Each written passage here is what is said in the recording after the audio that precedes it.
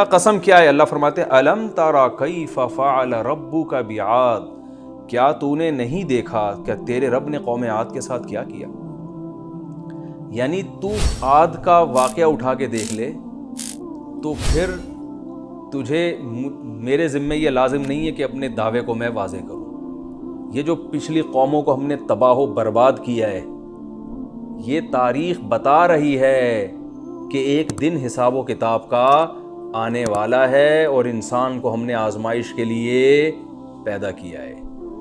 یہ کائنات میں جو تغیر ہو رہا ہے نا، سورج نکل رہا ہے، غروب ہو رہا ہے، یہ صرف پیڑے کھانے کے لیے نہیں ہے۔ جو انسانیت کی اتنی زبردست خدمت ہو رہی ہے اور اتنی زبردست کائنات بنا دی، اندھیروں میں روشنیاں پھوٹتی ہیں، پھر اندھیرے ہوتے ہیں، پھر روشنی آتی ہیں، مقدس دن آ رہے ہیں جا رہے ہیں، صحیح ہے نا، مقدس راتیں آتی ہیں جاتی ہیں۔ تو یہ پورا جو ہم نے نظام بنایا ہے، اس کے پیچھے کوئی مقصد ہے، اور وہ مقصد وہی ہے جو قوم عاد اور قوم سمود کو بتایا گیا، مگر انہوں نے اس مقصد کو فوکس نہیں کیا، بلکہ وہ اپنی دنیا داری میں لگے رہے۔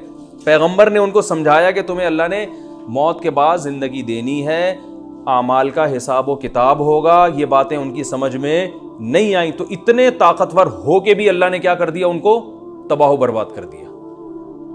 تو مطلب یہ دنیا اصل نہیں ہے۔ تم جب اللہ تمہاری اتنی خدمت کے لیے اس کائنات کو لگا دیا تو تمہاری بھی کوئی ذمہ داری ہے، اور وہ ذمہ داری کیا ہے؟ اللہ کو راضی رکھنا، ایک اللہ پر ایمان لانا اور اس کی عبادت کرنا، اس کے حلال کو حلال اور حرام کو حرام سمجھنا، یہ ہے۔ اور اگر اس میں نہیں پڑتے تو پھر اپنی طاقت پہ مت اتراؤ، اپنی سائنسی ترقی پہ مت اتراؤ۔ آج سائنس کا جو ہے نا لوگوں کے دماغ پہ خمار چڑھا ہوا ہے، فرعون بن گئے ہیں لوگ۔ جو جتنا پڑھا لکھا ہوتا ہے اتنا خدا سے دور ہوتا ہے، حالانکہ اس نے تو کائنات کو زیادہ پڑھا ہے، اسے تو اللہ کے اور زیادہ قریب ہونا چاہیے، لیکن تکبر اترانا شروع کر دیتا ہے، ابے یہ کچھ بھی نہیں ہے، ابے وہ میں نے ایتھیسٹ کا واقعہ سناتا ہوں نا، ایکسیلیٹر پہ پاؤں رکھو تو گاڑی چلے گی، بریک پہ پاؤں رکھو تو رکے گی، اللہ کہاں ہے؟ اسی فضول قسم کی باتیں شروع کر دیتے ہیں۔ تو وہ سب مادی چیزوں کو بنا لیا۔ تو اللہ فرماتے ہیں مادی ترقی قوم عاد اور قوم سمود کو بھی ہم نے دی تھی۔ کیسی دی تھی؟ آگے آ رہا ہے۔ تو اس ترقی سے اترانے کی ضرورت نہیں ہے، 1 منٹ لگے گا، جھٹکا لگے گا، سب برباد ہو جائے گا۔ تو اس لیے اب آخرت کی بھی تیاری کرو اور اللہ کو بھی راضی رکھنے کی کوشش کرو۔ تو جواب قسم کیا ہوا؟ یقیناً قیامت آئے گی اور تمہیں حساب و کتاب دینا ہے۔ اس لیے اللہ فرماتے ہیں یقین نہیں آتا، الم ترى، تو کیا دیکھا نہیں ہے تم نے؟ دیکھو ہم نے دیکھا نہیں ہے کسی نے بھی، لیکن جو خبر یقینی ہوتی ہے اس کو بھی دیکھنے سے تعبیر کیا جاتا ہے۔ ہم کہتے ہیں یار دیکھا نہیں ورلڈ ٹریڈ سینٹر کیسے تباہ ہو گیا تھا، حالانکہ ہم میں سے تو کسی نے نہیں دیکھا۔ بعد میں ویڈیوز آئیں، وہ فیک بھی ہو سکتی ہیں، اوریجنل بھی ہو سکتی ہیں۔ تو جو چیز یقینی ہوتی ہے اس کو دیکھنے سے تعبیر کیا جاتا ہے۔ جیسے سورہ الم ترى جب گزری تھی تو صحابہ اور نبی صلی اللہ علیہ وسلم کو خطاب تھا، الم ترى کیف فعل ربک باصحاب الفیل، دیکھا نہیں آپ نے کہ ہم نے ہاتھی والوں کے ساتھ کیا کیا؟ حالانکہ انہوں نے دیکھا نہیں تھا، لیکن سنا تھا اپنے باپ دادا سے۔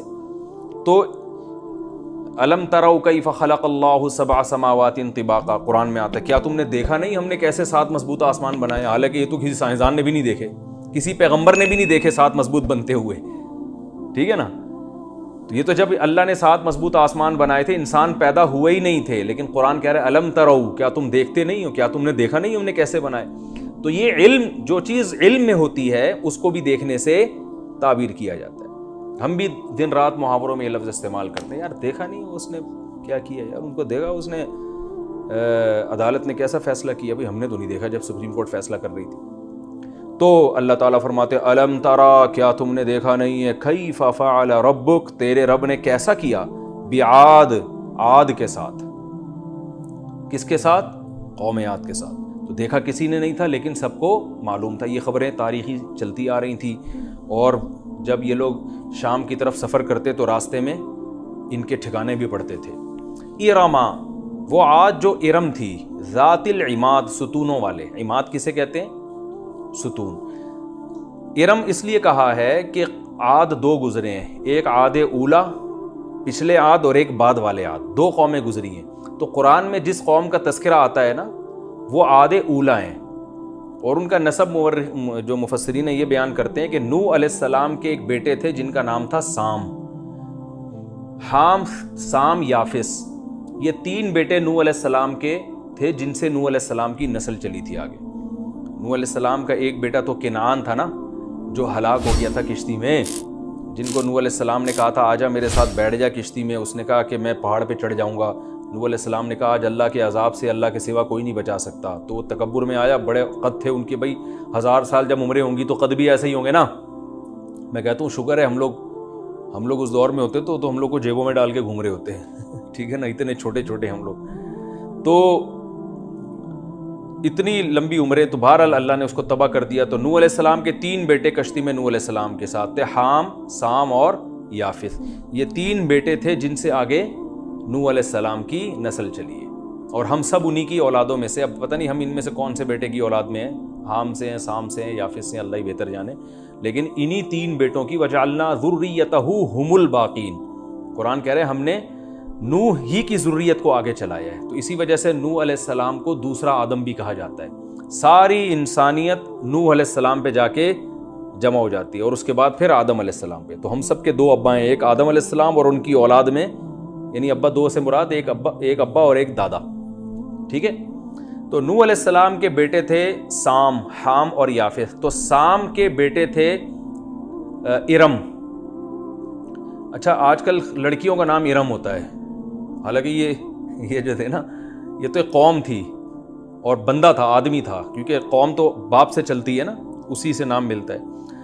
تو ارم یہ بیٹے تھے سام کے، اور ارم کے بیٹے تھے یہ جو عاد ابن عاص ابن، کیا نام نسب ہے، ایک تو قوم عاد ابن عاص ابن سام ابن ارم ابن سام۔ تو ارم کے بیٹے تھے عاص، اور عاص کا بیٹا عاد، تو پھر ان کی جو نسل چلی ہے نا تو اس کو قوم عاد کہا جانے لگا، صحیح ہے نا، عاد ابن عاص ابن ارم ابن سام ابن نوح، یہ نسب ہے ان کا، صحیح ہے۔ تو یہ عاد اولا ہیں، جن کو ان کو ارم اس لیے کہا، یہ بتانے کے لیے کہ یہ عاد اولا ہے، یعنی دوسرے عاد، یہ دوسری عاد والی قوم نہیں ہے، بلکہ یہ وہ قوم ہے جن کے دادا میں ارم گزرے ہیں، تو اس لیے ان کو ارم کی طرف ارم بھی کہا جاتا ہے۔ سمجھ میں آ رہی بات؟ اور یہ جو قوم سمود تھی، تو یہ جو نوح علیہ السلام کا بیٹا تھا نا سام، ان کا دوسرا بیٹا تھا عابر۔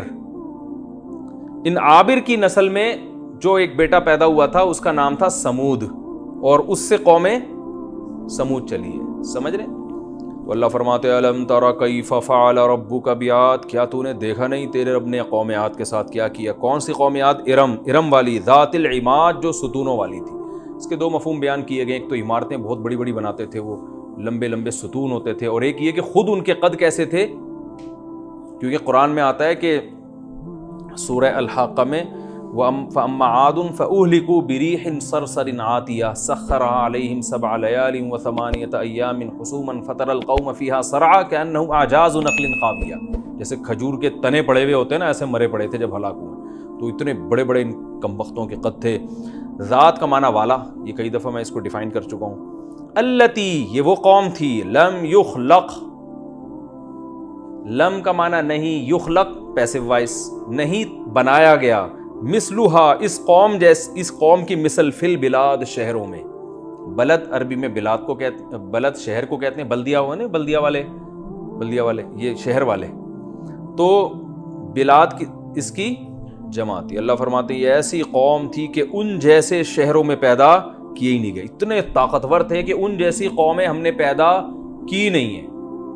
وَثَمُودَا، اور تو نے، یہ اسی پر عطف ہو رہا ہے، اور تم نے دیکھا نہیں تیرے رب نے کیسا کیا سمود کے ساتھ، یعنی پہلے اللہ نے فرمایا تم نے دیکھا نہیں کہ تمہارے رب نے کیسا کیا عاد کے ساتھ، اور اللہ فرماتے دیکھا نہیں تمہارے رب نے کیسا کیا قوم سمود کے ساتھ۔ الذین، یہ وہ قوم سمود تھی، جابو اصل میں تھا جوابو، ذرا بو کی طرح، اس کا معنی ہوتا ہے کسی چیز کو چیرنا۔ کیا معنی ہوتا ہے؟ چیرنا۔ تو جو کوئی شہر میں داخل ہوتا ہے نا، گویا وہ بھی ایک طرح سے اس کو کاٹتا ہوا جا رہا ہوتا ہے، تو قطع کرنے کے معنی میں ہم کہتے ہیں نا آپ نے یہ شہر قطع کر لیا ہے، یعنی کاٹ دیا ہے، تو کاٹنا اس معنی میں ہے کہ پار کر لینا، ٹھیک ہے نا۔ تو اللہ فرماتے ہیں الذین جابوا الصخر، یہ وہ لوگ تھے جو چٹانوں کو کاٹ ڈالا کرتے تھے، یعنی تراشتے تھے، بالواد، وادی میں، واد وادی کو کہتے ہیں، اتنے طاقتور تھے کہ چٹانوں کو تراش کے پورے محلات اندر کھڑے کر لیا کرتے تھے. پورے جو ہے نا چٹان کو تراش کے گھر بنانا آج بھی آسان نہیں ہے. یہ پہاڑوں کی بات نہیں ہو رہی ہے، مٹی کے پہاڑوں میں گھرندے تو لوگ بنا لیتے ہیں، غار بنا لیتے ہیں. پورے جو ہے نا پہاڑ کو تراش یعنی جو چٹان مضبوط، اس کو تراش کے اندر پورا محل تیار کر لیا کرتے تھے. پوری رہائش کی ساری سہولتیں ہوتی تھی اس میں. اب وہ اتنے مضبوط ہوتے تھے کہ جس کی کوئی انتہا نہیں.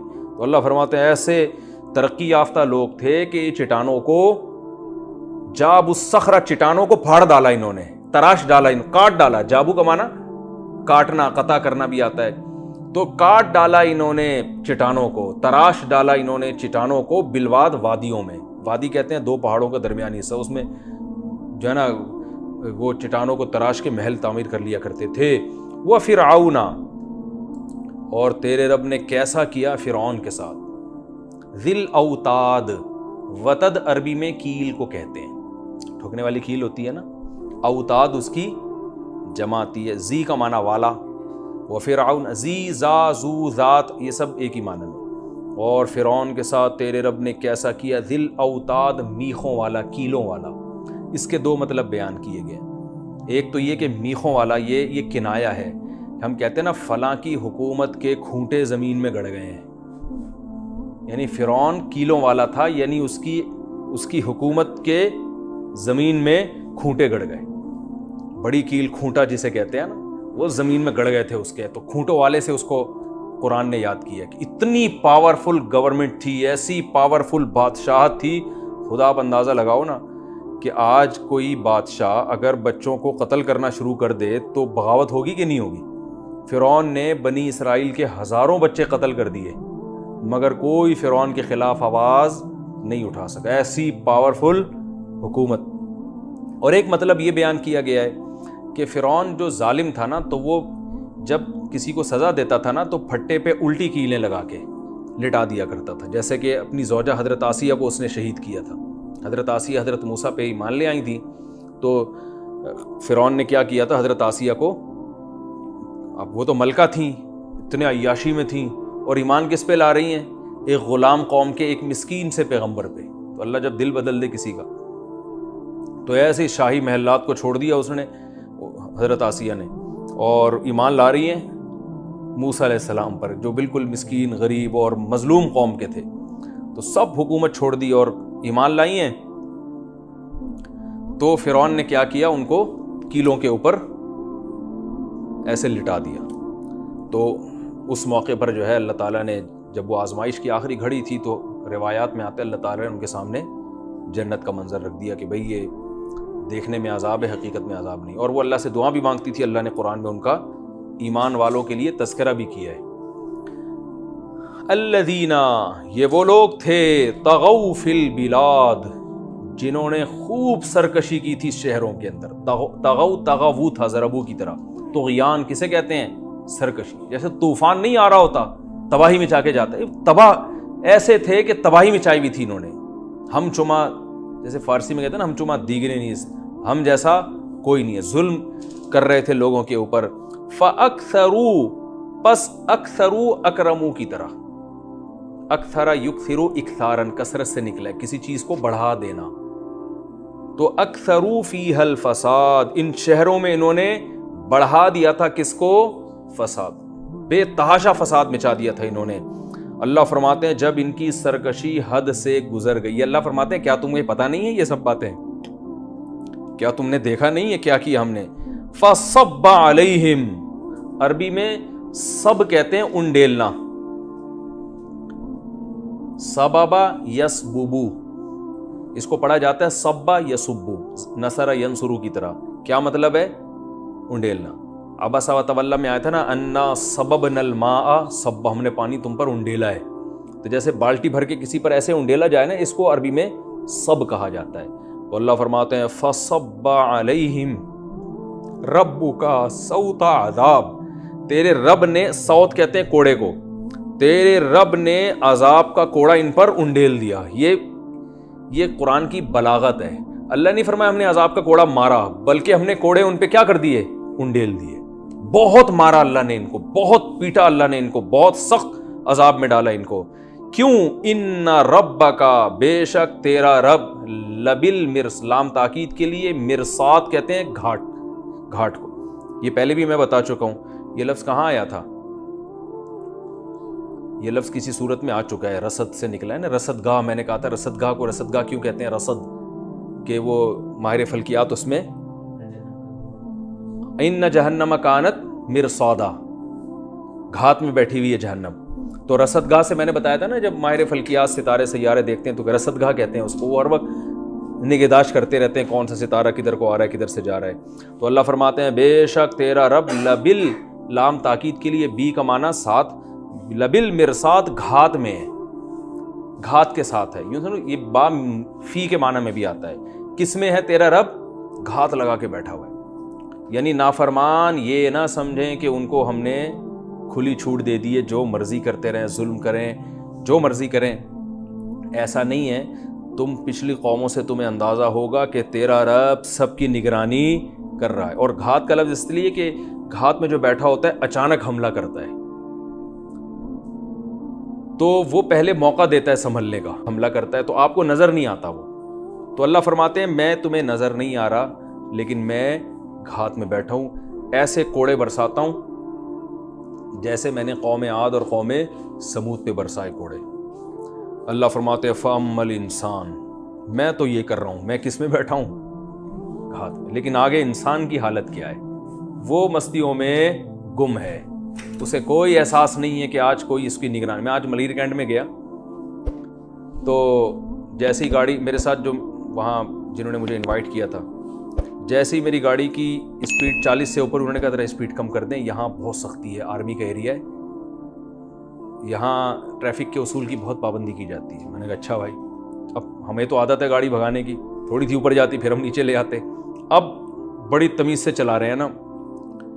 پھر کیا ہے جی، وہ ماسک جو تھا نا، آج کل اس کے بغیر بھی گھومنے کی اجازت نہیں، تو وہ تھوڑا سا ناک سے نیچے آتا ہے. انہوں نے کہا ذرا اوپر کر لیں حضرت، یہاں بڑی سختی ہے. کوئی بھی فوجی روک کے بولے گا یہ جو ماسک ہے یہ نیچے کیوں ہے؟ تو ناک پہ لگانے کی چیز ہے نا، نیچے ہی لگانا تو پہننے کی کیا ضرورت.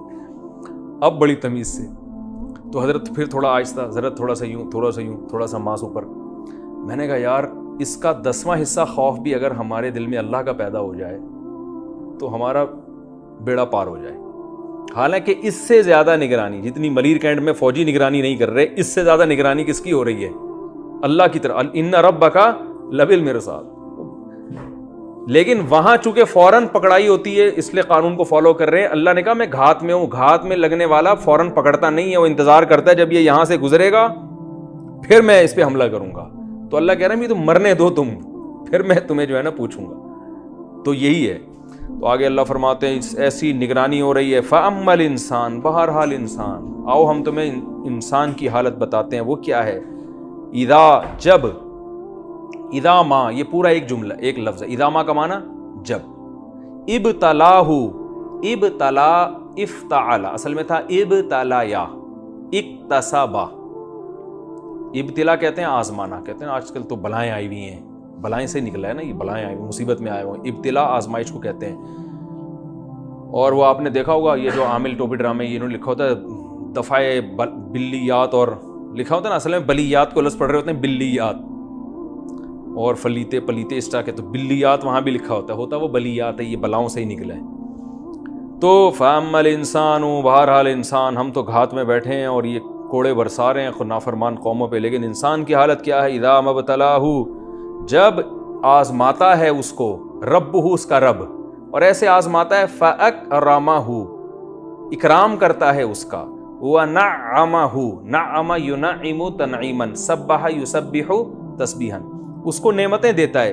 فَيَقُول، تو وہ کہتا ہے ربی، میرے رب نے اکرمانی. یہ نون کے بعد اصل میں یا بھی تھا جو حذف ہو گیا ہے. اکرما، اکرام کیا اس نے. نی، کس کا؟ میرا. میں نے بتایا نا ضربا نی. تو وہ کیا کہتا ہے؟ میرے رب نے میرا کیا کیا؟ اکرام. تو یہاں مراد وہ شکر نہیں ہے، یہ اترانا ہے، کیونکہ یہ انسان کی ایک برائی بیان ہو رہی ہے. تو یعنی قرآن یوں بیان کر رہا ہے کہ جب اللہ تعالیٰ انسان کو آزمائے اور آزمانے کا انداز یہ ہو کہ اس کا اکرام کریں، اس کو دولت اور یہ سب نعمتیں دیں، تو اترا کے کیا کہتے ہیں؟ میرے رب نے میرا کیا کیا؟ اکرام کیا۔ اترا کے شکر والا اکرام یہ نہیں ہے۔ اور وَأَمَّا، اور جب اِذَا مَبْتَلَاهُ، اسے اللہ آزمائے، فَقَدَرَ عَلَيْهِ، قَدَرَ يَقْدِرُ کا معنی اندازہ کر دینا، محدود کر دینا، ناپنا کسی چیز کو، اندازے سے اس کو رزق دیتا ہے، بھائی صحیح ہے نا، اتنا ملے گا، اس سے زیادہ نہیں ملے گا، اس کے رزق روک لیتا ہے اس پر، فَقَدَرَ عَلَيْهِ رِزْقَهُ، اور اس کا رزق اس پر روک لے، فَيَقُول، تو وہ جواب میں کیا کہتا ہے؟ ربی، میرے رب نے اہاننی، اصل میں یہاں بھی نون کے بعد یا محذوف ہے، اہانا اصل میں تھا اہونا، یہ نکلا ہے اہانت سے، اہینا، بلکہ اہینا اکرما کی طرح، اس کا معنی توہین کرنا، یہی توہین کے لفظ سے نکلا، یہ اہانت کہتے ہیں نا، توہین یا اہانت، یہ ایک ہی۔ تو ربی اہینا کو پڑھتے ہیں اہاننا، تو ربی اہاننی، میرے رب نے میری انسلٹ کی ہے، ٹھیک ہے نا۔ یعنی جب پیسہ ملتا ہے تو اللہ فرماتے ہیں وہ بھی آزمائش ہے کہ تم شکر کرتے ہو کہ نہیں کرتے، تو شکر نہیں کرتا بلکہ کیا کرتا ہے؟ اتراتا ہے۔ اور جب پیسہ چھنتا ہے تو صبر نہیں کرتا بلکہ کیا کہتا ہے؟ میرے رب نے میری توہین کی، چاہے وہ زبان سے کہے نہ کہے، اس کے دل کے جذبات یہی ہوتے ہیں، دل کے جذبات اس کے یہ ہوتے ہیں کہ وہ دولت کے وجود کو بھی آزمائش نہیں سمجھتا اور دولت کے چھن جانے کو بھی آزمائش نہیں سمجھتا، بلکہ کامیابی